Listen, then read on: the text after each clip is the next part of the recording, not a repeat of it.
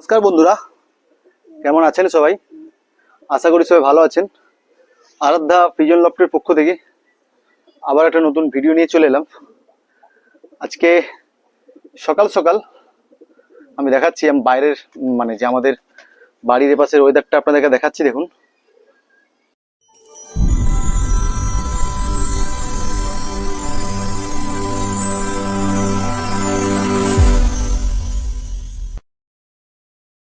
বাইরের ওয়েদারটা দেখুন। সকাল থেকে প্রচুর পরিমাণে রোদ উঠেছিল, তাই রোদ ওঠার কারণে আমি যে চণ্ডীপুর থেকে খাবারগুলো এনেছিলাম সব খাবারগুলোকে ভালো করে রোদে দিয়েছিলাম, যাতে খাবারগুলো শুকিয়ে যায়। ভালো করে ধুয়ে ফ্রেশ করে রোদে দিয়েছিলাম। তো বাড়িতে এসে এখন বাজে প্রায় 12:30। হঠাৎ এত পরিমাণে বৃষ্টি শুরু হয়েছে। হঠাৎ পরিমাণে দেখুন কিরকমভাবে পরিমাণে বৃষ্টি হচ্ছে চারদিকে। হঠাৎ করে খাবারগুলো বালতিতে সরাতে হয়, উঠিয়ে নিতে হয়। আমি গম আর যে মিক্সড খাবারগুলো যে রোদে দিয়েছিলাম সেগুলোকে বাধ্য বালতি করে তুলে নিয়েছি। আর এখন হালকা হালকা প্রচুর বৃষ্টি পড়ছিল, এখন হালকা হালকা গুঁড়ি গুঁড়ি বৃষ্টি পড়ছে।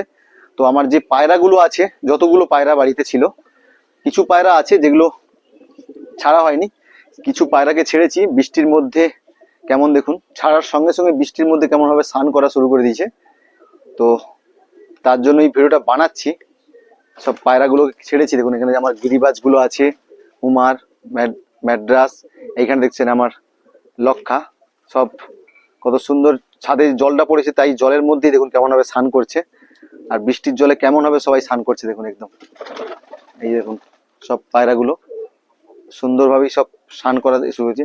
আর আমি এই কিছুদিন যাবৎ ব্রিডিং এর জন্য এই যে সরা দেখছেন, এই সরাগুলো এনেছি ব্রিডিং এর জন্য। সব সরাগুলো এগুলো দেখুন এনে জলে একটু হালকা দিয়ে রেখেছি। কেন? যাতে এটা যেহেতু মাটির তৈরি, তো এই জলটা একটু যাতে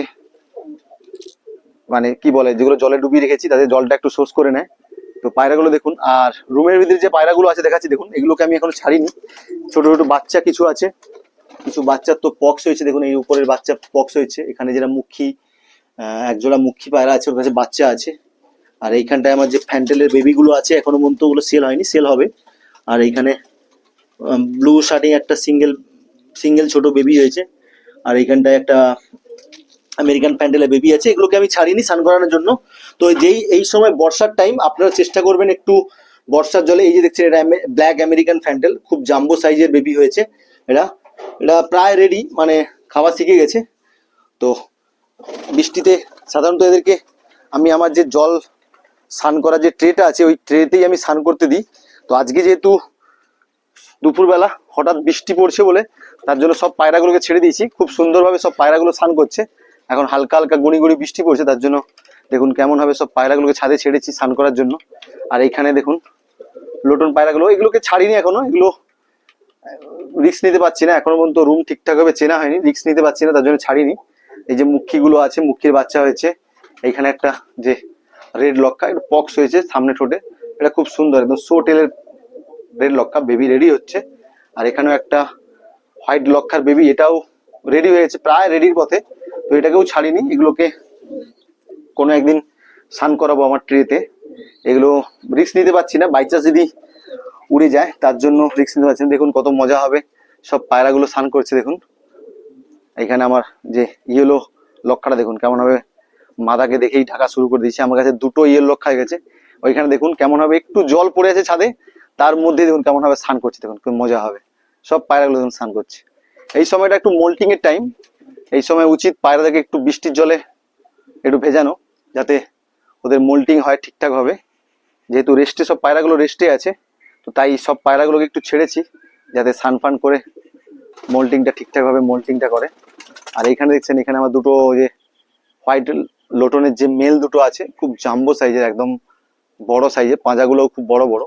এই দুটো মেলকে আমি একসঙ্গে খাঁচায় পুরে রেখেছি, যাতে এটাও মোল্টিং এর কাজে আসে, মোল্টিং হয় যাতে বৃষ্টির জলে ভিজে। তো দেখুন পায়রাগুলো কেমন স্নান করছে আজকে। আপনারা চেষ্টা করবেন একটু বৃষ্টি হলে বৃষ্টিতে ছাড়ার জন্য, যাতে বৃষ্টির জলে একটু ভিজে ওয়েদারটা একটু ওদের মধ্যে চলে আসে। এখানে যে ম্যাকপাই, এটাও ডিম দিয়েছে, ইংলিশ যে ম্যাকপাইটা, এটাকেও ছাড়িনি। আর নিচে একটা গিরিবাজ আছে এখানে, এটাকেও ছাড়া হয়নি। যেগুলো বাড়ির আমার ধাড়ি পায়রা এনেছিলাম, পোষা হয়নি ঠিকঠাক ভাবে। তো ভিডিওটি এখানেই ছিল। মানে অ্যাকচুয়ালি ভিডিওটা করেছি এই কারণে যে বৃষ্টির জলে আমি ছেড়েছি, দেখুন কেমন সুন্দরভাবে স্নান করছে বলে ছেড়েছি, তার জন্যই ভিডিওটা করা। তো ভিডিওটি ভালো লাগে অবশ্যই লাইক কমেন্ট শেয়ার করবেন, আর চেষ্টা করবেন আপনার পায়রাদেরকে এই বর্ষার জলে একটু স্নান করানোর জন্য, ছেড়ে স্নান করানোর জন্য, যাতে ভালোভাবে শরীর, বর্ষার জলে স্নান করলে ওয়েদারের সাথে ভালোভাবে নিজেদের শরীরটাও মেকআপ হয়ে যায়। দেখি এই পায়রাটাকে উড়িয়ে দেখি, আমার যে হোমওয়ার্কটাকে আছে উড়িয়ে দিয়েছি দেখুন। এরা এখন যা উড়িয়েছে এবারে দেখুন সব উড়বে এবারে, কারণ ওই সব উড়ছে, সবগুলো উড়ছে দেখুন। গিরিবাজটা উড়ে, গিরিবাজটাকে দেখি উড়াই, উড়তে পারে কিনা। এই দেখুন গিরিবাজটাকে উড়িয়ে দিয়েছি, গিরিবাজটা উড়ছে। ও স্নান করেছে বলে এখন উড়ছে না। আর আমার যে আরগুলো পায়রা দেখুন কিরকম উড়ছে সব। তো ভিডিওটি ভালো লাগে তাহলে অবশ্যই লাইক কমেন্ট শেয়ার করবেন, আর আমার চ্যানেল নতুন যারা আসবেন প্লিজ চ্যানেলটিকে সাবস্ক্রাইব করে পাশে থাকা বেল আইকন বাজিয়ে দেবেন। এরা এখন আধ ঘন্টা নামবে না, এখন উঠবে, তারপরে তার কখন নামে। ঠিক আছে, ভিডিওটি এখানেই শেষ করছি বন্ধুরা, ভালো থাকবেন সবাই।